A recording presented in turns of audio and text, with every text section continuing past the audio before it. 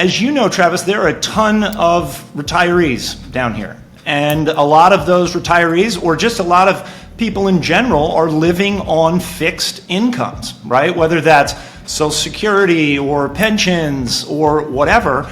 And when those fixed incomes are exactly that, fixed, but then the dollar weakens by 20% against the peso in as little as a year, now your rent is 20% more expensive. Your groceries are 20% more expensive.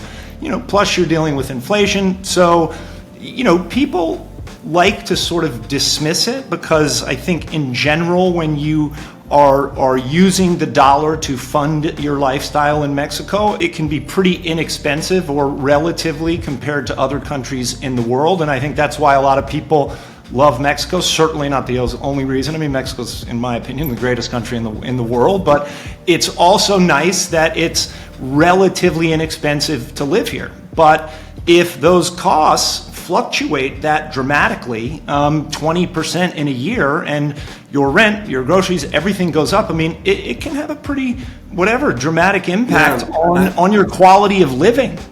I would say, we all, when I say we all, Americans, Canadians, we had the luxury of being sort of lazy about this whole topic, right? Mexico was either going to be pretty cheap or maybe even cheaper, right? Those were sort of the two scenarios that were going to happen in a typical year.